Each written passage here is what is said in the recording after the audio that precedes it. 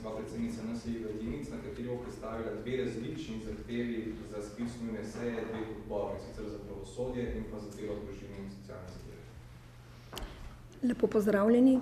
V Novi Sloveniji vam želimo danes predstaviti razloge za sklic dveh nujnih sej, in sicer odbora za pravosodje in odbora za delo. Zakaj smo se odločili za sklic nujne seje za pravosodje? Zaradi nerazglašenih oporok. Zahtevo za sklic nujne seje odbora za pravosodje ne želimo razpravljati o posameznih konkretnih sodbah, ampak izključno o vprašanju subjektivne odgovornosti zaposlenih na sodiščih in o organizaciji dela sodišč. Ministrstvo za pravosodje je odgovorno za organizacijo dela sodišč, kamor sodi tudi hramba oporok.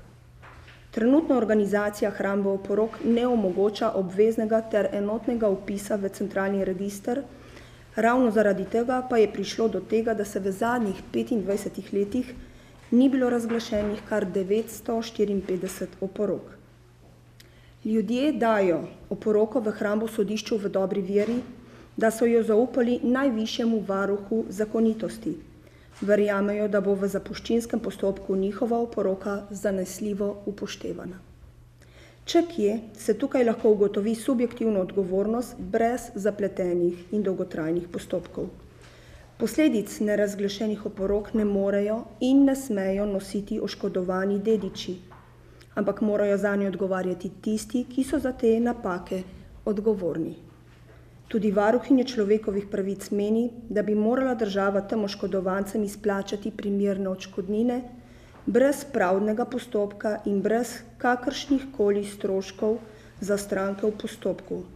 Pričakujemo, da se bo nujne seje udeležil tudi minister, gospod Klemenčič, ker je odgovoren in najvišji odločitelj za delo sodišč na ministrstvu. Zato ministra za pravosodje pozivamo, da nemudoma terja odgovornost, na vsezadnje bi tudi zaradi tega lahko letele glave. Minister naj bi zagotovi in predstavi spremembo zakonodaje, ki bo preprečila, da bi prihajalo do takšnih malomarnosti. Sklicem nujne seje odbora za delo pa želimo v Novi Sloveniji opozoriti na problematiko priporočil za prehransko obravnavo bolnikov in starostnikov v domovih za starejše občane.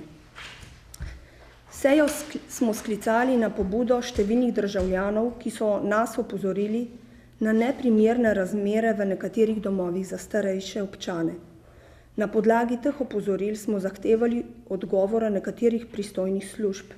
Dokumente smo priložili zahtevi za sklic nujne seje. Namen seje je odpreti razpravo o primernem nivoju oskrbe starostnikov v domovih za starejše. Ne gre za politično vprašanje, ampak strokovno vprašanje. Pravzaprav gre za vprašanje dostojanstva, za življenjsko vprašanje. Starostniki so po vseh merilih ena najbolj ranljivih skupin prebivalstva, zato moramo biti posebej občutljivi za primerno skrb zanje, tako doma kot v socialno-varstvenih zavodih. Razmere v domovih so zelo različne. So zelo dobri domovi, ki zgledno skrbijo za varovance, so pa tudi domovi, kjer iz različnih vzrokov ne zagotavljajo primernega nivoja oskrbe. Po naših informacijah dobra oskrba ni vedno premo sorazmerna z višino cene oskrbe. Zanima nas, koliko nadzorov so bi opravile različne inšpekcije v zadnjih 2 letih v domovih za starejše in kakšne so ugotovitve.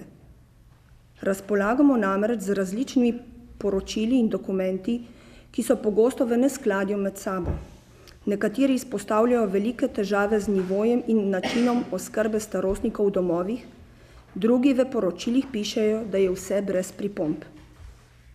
Dokument Ministrstva za zdravje iz leta 2008 opozarja, da je med 35 do 85% starostnikov v domovih starejših podhranjenih. Vzroki za to so različni. Prehranjenost je le eden od problemov. V Novi Sloveniji bomo nadaljevali z odpiranjem razprave tudi na drugih področjih, na primer namestitve in zdravstvene oskrbe v domovih za ostarele. Iz dokumentov, ki smo jih priložili zahtevi za sklic seje, je razvidno, da ni jasno določene pristojnosti za izvajanje nadzora in ukrepov ob ugotovljenih nepravilnostih. Inšpekcija za delo, zdravstvena inšpekcija ter uprava za varno hrano se vsi izrekajo za nepristojne za ukrepanje. S tem sklicem seje želimo spodbuditi odgovorne, da čim prej oblikujejo jasne smernice, normative oskrbe starostnikov v domovih za starejše ter določijo pristojnosti za njihovo izvajanje in nadzora nad njimi. Pričakujem, da se bo tudi te seje udeležili najvišji predstavniki vseh inštitucij, ki so bili vabljeni na to sejo, ter da bomo vendarle pogledali, kaj lahko naredimo, da bojo naši starostniki v domu se počutili, da imajo človeka vredno življenje. Hvala. Hvala. Kakšno vprašanje? Najlepša hvala.